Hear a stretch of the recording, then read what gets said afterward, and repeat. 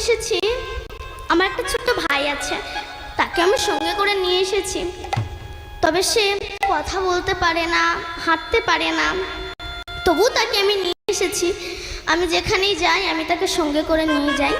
আমি আপনাদেরকে দেখাবো। এই হচ্ছে আমার ছোট ভাই, এর নাম রেখেছি আমি গপু সোনা। তো আপনারা আশীর্বাদ করবেন যেন আমি আমার এই ভাইয়ের কথাই সারা জীবন বলতে পারি। তো আমি আমার ভাইয়ের চরণে প্রণাম জানাচ্ছি। আপনারা হয়তো ভাববেন যে যদি ভাই হবে তবে কেন প্রণাম করবে? ও সম্পর্কে আমার ভাই হয়, কিন্তু ও ভক্তি জগতে সবার গুরু। কারণ কুন্তী তো পিসিমা ছিল, কুন্তীও কৃষ্ণকে প্রণাম করেছিলেন। তো আমি আমার ভাইয়ের চরণে প্রণাম জানিয়ে শুরু করলাম আমি আমার কৃষ্ণ কথা, গৌর কথা, ভগবানের কথা। নিতাই গৌর হরি।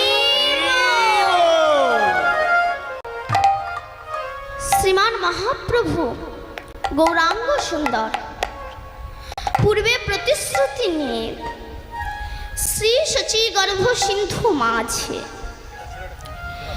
কলির অনাচারী, অত্যাচারী, পাপাচারী কৃষ্ণ ভোলা বহির্মুখী জীবকে উদ্ধার করার প্রত্যাশায়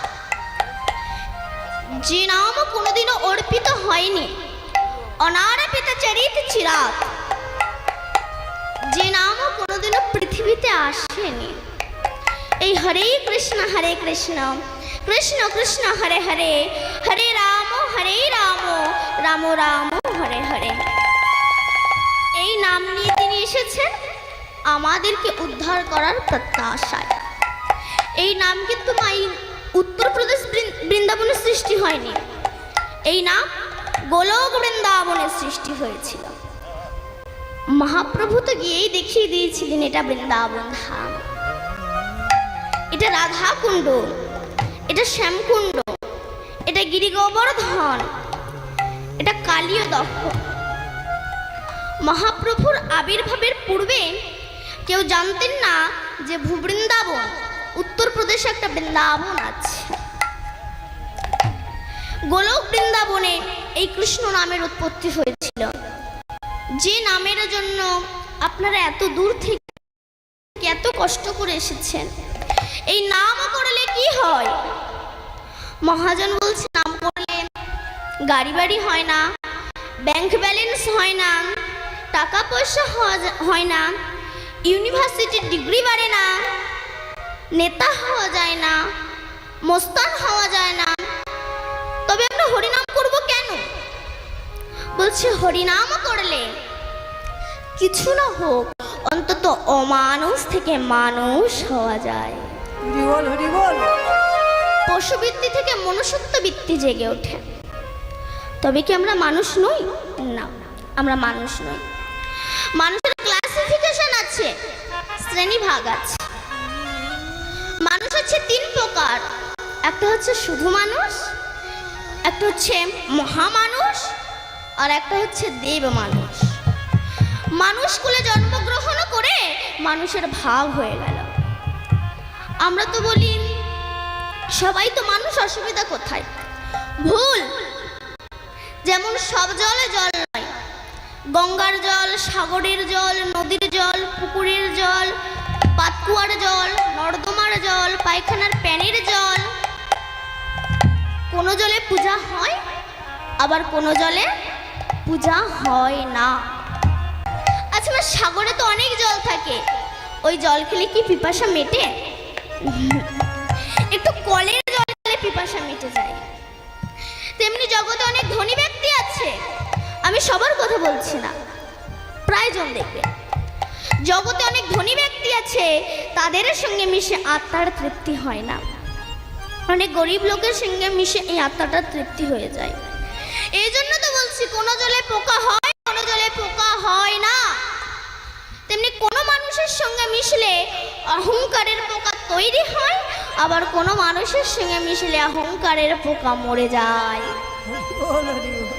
আচ্ছা, সবই যদি জল হবে, পায়খানার প্যানের মধ্যে যে জল আছে ওই জল আপনি এক কাপ তুলে নিয়ে চা করে খান দেখিনি, পারবেন না? কেন? ও দেখতে স্বচ্ছ, কিন্তু এমন জায়গায় বাস করে ওকে ছুলে স্নান করতে হয়। এমনি জগতে অনেক মানুষ আছে, এরা দেখতে সুন্দর, কিন্তু এমন এমন মানুষের সঙ্গে মেশে এদেরকে ছুলে স্নান করতে হয়। এরা উদ্ধার হবে কি করে? হরিনাম করো।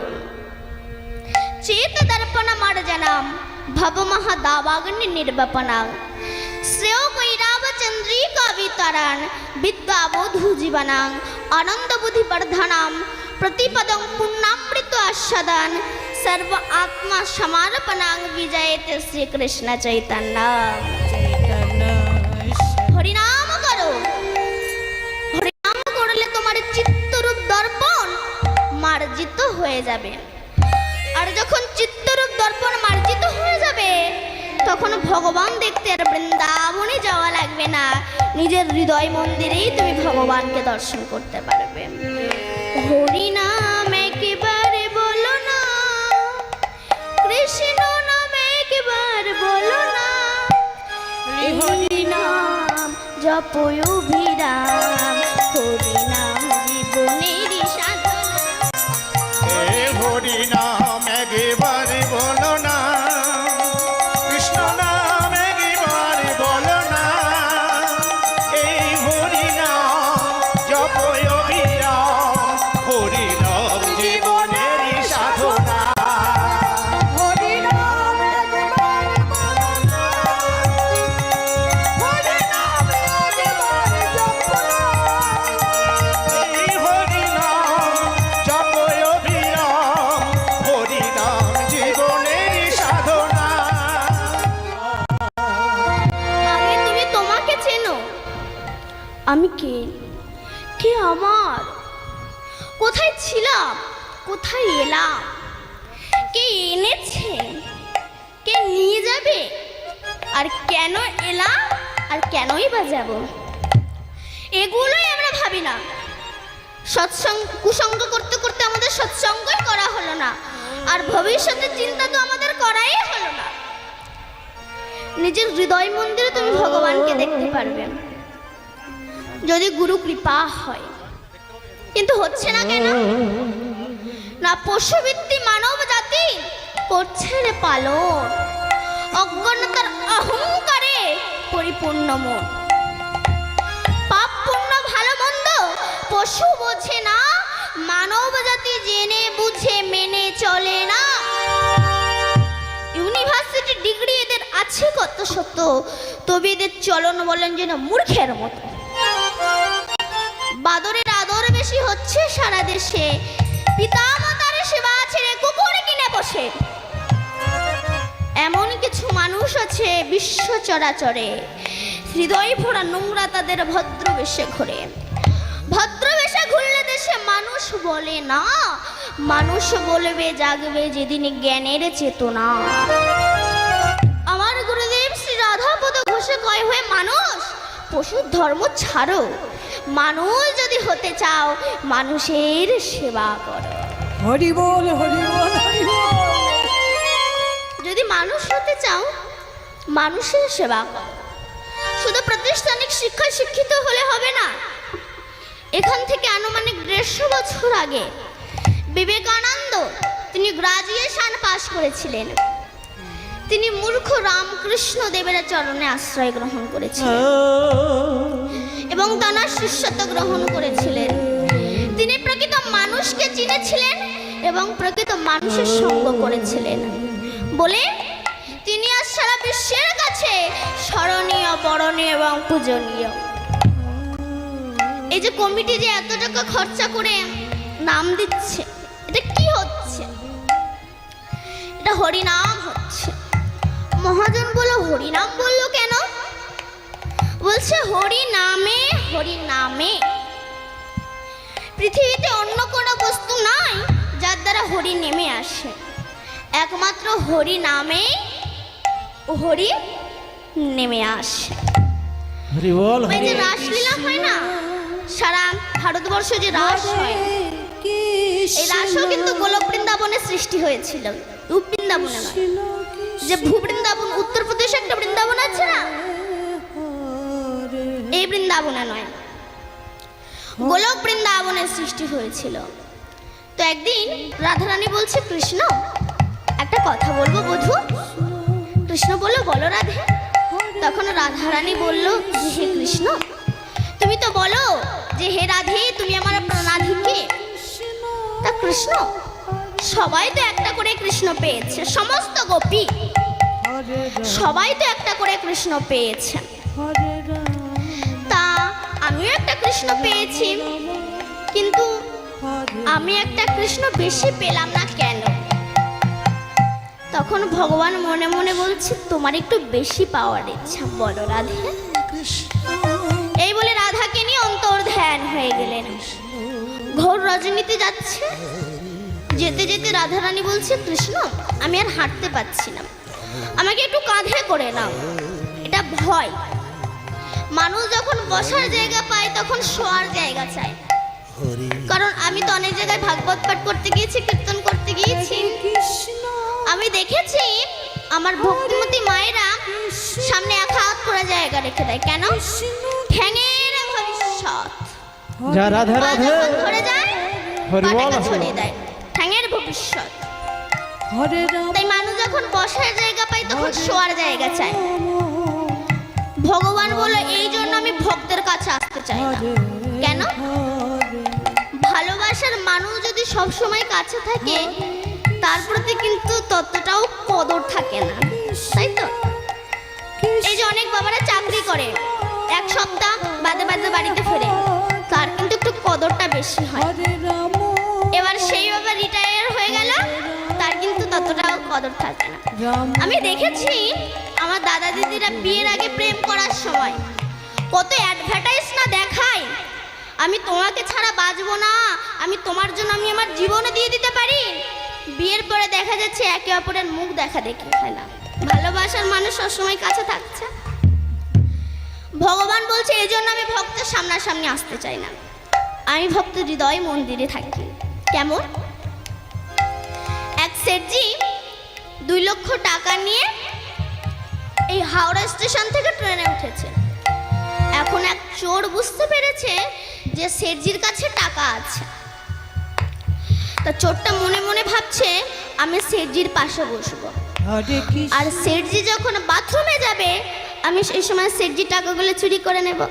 ব্যাস, এবার পাশে বসেছে। সেটজি যখন বাথরুমে যায়, চোর সেটজির ব্যাগ তন্ন তন্ন করে খুঁজে 1 টাকাও পায়। এবার শেষে যখন নেমে যাচ্ছে তখন চোর এসে বলছে, সেটজি আমি বুঝতে পেরেছি আপনার কাছে টাকা আছে, আর আপনিও বুঝতে পেরেছেন আমি একজন পাকা চোর, তা আপনার টাকার আমার দরকার নাই, বলুন শুধু এই 3 দিন টাকাটা আপনি রেখেছেন কোথায়? সেটজি বলে, কেন বাবা এখানেই ছিল। মানে আপনি যখন বাথরুমে যেতেন আমি আপনার ব্যাগ তন্ন তন্ন করে খুঁজে 1 টাকাও পাইনি। তখন সেটজি বলছে, শোনো, আমি বাথরুমে যাওয়ার আগে তুমি যখন বাথরুমে গিয়েছিলে আমি আমার টাকাটা তোমার ব্যাগে রেখেছিলাম, আমি জানি তুমি আমার ব্যাগ খুঁজবে, তোমার ব্যাগ খুঁজবে না আর টাকাও পাবে না। তাই গয়া কাশী মথুরা বৃন্দাবনের সব জায়গায় ভগবানকে খুঁজে বেড়াই, এই হৃদয় মন্দিরেই যে ভগবান আছে এই জায়গাটাই তো আমরা দেখি না। নিতাই গৌর হরি বল, হরি বল, হরি বল। এই জায়গাটাকে আমরা ভগবানকে খুঁজিও না। তাই ভগবান বললেন, আমি ভক্ত হৃদয় মন্দিরে থাকি। এই বলে ভগবান অন্তর্ধ্যান হয়ে গেলেন, রাধারানীকে রেখে অন্তর্ধ্যান হয়ে গেলেন। তখন রাধারানী ব্রজের ধুলাই গড়াগড়ি দিচ্ছে, কাঁদছে। এমন সময় ব্রজাঙ্গনা গণ, ব্রজ সুন্দরীগণ, ব্রজ গোপীগণ এসেছে। রাধে কি হয়েছে তো? বলে, আমার কৃষ্ণ হারিয়ে গেছে। চুপ কর রাধে, বাজে কথা বলিস না। কৃষ্ণ কোনোদিন হারায় না, হারিয়ে যায় ভক্ত। কৃষ্ণ হারায়নি, হারিয়েছিস তুই। ভক্ত হারিয়ে যায় কিন্তু ভগবান কখনো হারায় না। ভক্ত যখন টাকার মালিক হয় সেই সময় ভগবানকে ভুলে যেতে পারে, কিন্তু ভগবান কখনো ভক্তকে ভুলতে পারে না। রাধে রাধে। তা তুই কৃষ্ণকে হারিয়েছিস, তা কি হয়েছে? হয়েছে, কৃষ্ণ নাম তো হারায়নি। চল আমরা সেই কৃষ্ণের নাম করে নামকে ডেকে আনতে বাধ্য করব। সেই ঘর রজনীতে ব্রজগোপীগণ রাধার হাত ধরে নিয়ে গেলেন যমুনা কুলিতে। সেখানে গিয়ে পদ্মাসনে বসে নয়ন মুদ্রিত করে কুলকুলণ্ডনী শক্তিকে জাগ্রত করে মণিপুর মূলাধার আগ্রাচক্র সতীশনকে ভেদ করে 21,600 বার শ্বাসকে কন্ট্রোল করে ঊর্ধ্বগামী হয়েছেন রাধারানী।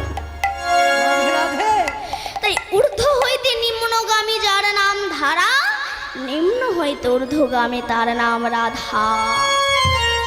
সরৈশ্বর্য ছাইটা আমি আছি অবস্থান, ঊর্ধ্ব বিন্দু দিয়া তাহে কইল অবস্থান, পুরুষ প্রকৃতি তাহে কইল আধা আধা, বিচারিয়া গর্গ মুনি নাম রাখিলেন রাধা। রাধে রাধে। এই সেই রাধা রানী যিনি নিজেকে ভজনের দ্বারা শূন্যে তুলে নিয়েছেন। শূন্যে তুলে হরে কৃষ্ণ কৃষ্ণ কৃষ্ণ হরে হরে, হরে রাম রাম রাম হরে হরে এই নাম উৎপত্তি করেছে। এই সেই কৃষ্ণ নাম, যে নাম করলে বদরক্ত ফিল্টার হয়। এই জন্য অসুর প্রকৃতির মানুষ যারা, এরা হরিনাম করতে চায় না, শুনতেও চায় না, আর যারা করে তাদেরকে করতেও দেয় না। রাধে রাধে। কারণ এই হরিনাম করলে বদরক্ত ফিল্টার হয়, যেটা হয়েছিল প্রহ্লাদের বাবা হিরণ্যকশিপুরের। এই জন্য অসুর প্রকৃতির মানুষ যারা, এরা হরিনাম করতে চায় না, শুনতে চায় না, আর যে করে তাকে করতেও দেয় না। এরা কারা বলুন তো? এরা হচ্ছে জমের এজেন্ট। সারদা কোম্পানির এজেন্ট ছিল না কাকা, 50,000 রাখলে 5 লক্ষ। কি করবো ভাইপো? বলে সব বেচে কেনে সারদা কোম্পানিতে জমা করুন। এবার ভাইপোর কথা শুনে, এজেন্টের কথা শুনে কাকা সমস্ত কিছু বেচে কেনে সারদা কোম্পানিতে জমা করেছে। এখন কোম্পানি আউট অফ মার্কেট। ভাইপো আমার টাকা, বলে কাকা টাকা ফাঁকা হয়ে গেছে।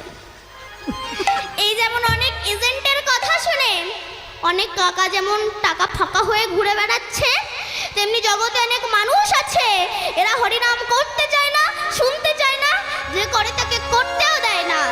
নিজে তো জমের বাড়ি যাবে আর অপরকে সঙ্গে করে নিয়ে যাবে। আপনি হরিনাম শুনতে আসছেন, কোথায় যাচ্ছিস? বলে হরিনাম শুনতে যাচ্ছি। এই বয়সে হরিনাম? শয়তান এই বয়সে হরিনাম করবে না তো কোন বয়সে করবে? আগে একটু বুড়ো হই, তখন হুড়ো মারবো। মহাজন বলছে বুড়ো হয়ে গেলে মানুষের নেগেটিভ পজিটিভ জ্ঞান থাকে না, তখন বলতে পারে না হরি দয়া করো, তখন বলে হরি তুমি দলা করো। মহাজন বলছে শিশুকাল থেকে কৃষ্ণ ভজন করতে হয়, কারণ শাস্ত্রে লেখা আছে তুলবি যদি মাখন ছানা সকাল সকাল তোল। শিশুকালে হয় সাধন ভজন, বৃদ্ধাতে বাধায় গণ্ডগোল। এই যে শিশুকাল থেকে কৃষ্ণ ভজন করতে হয়, এর একটি দৃষ্টান্ত আমি আপনাদেরকে দিচ্ছি। এক বুড়িমা লাইফে প্রথম বাসে উঠেছে, এর আগে কোনোদিনও বাসে ওঠে, লাইফে প্রথম। এবার বাসে উঠে দেখছে প্রত্যেকটা সিটে একটা করে মানুষ বসে আছে। সেই সময় ড্রাইভার গিয়েছিল চা খেতে, বুড়ি দেখছে সামনে একটাই সিট ফাঁকা, বুড়ি ওখানে গিয়ে বসে পড়েছে, গালে পান দিয়ে চেবাচ্ছেন।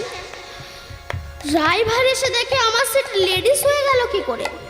বুড়িমা কি আপনাকে এখন উঠতে হবে বুড়িমা? কেন?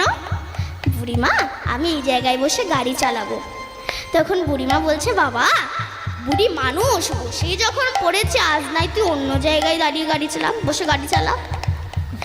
বুড়ি জানে না বাসে অনেক সিট থাকতে পারে, যেমন ড্রাইভারের সিট ছাড়া ড্রাইভার গাড়ি চালাতে পারে না, তেমনি দেহে অনেক বড় মায়ু থাকতে পারে, শিশুকাল ছাড়া গোবিন্দ ভজন হয় না।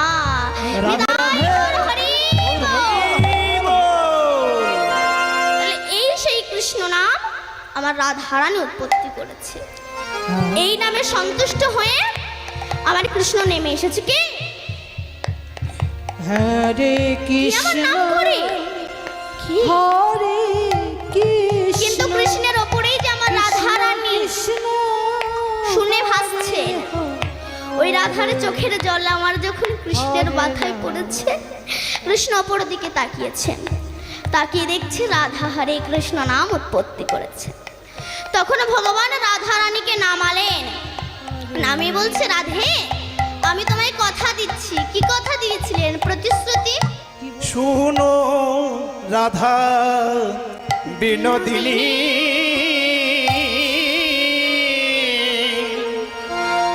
আমি সে তো মারিনি। শুনো বিনোদিনী বিনোদিনী আমি সে তো মারিনি। তবুরি নারী আদিলাম সুধিতে তবরি নারিলাম সুদিতে। তোমার এই নাম আমি জীবের হাতে পায়ে ধরে বেলাবো। তাই পদকর্তা বলছে, দেখো দেখো গৌরাঙ্গের দিকে তাকালেই বোঝা যায় গৌরাঙ্গ আমার। সরল সুন্দর আমার চরণ সুন্দর সাত্বিক ভাবে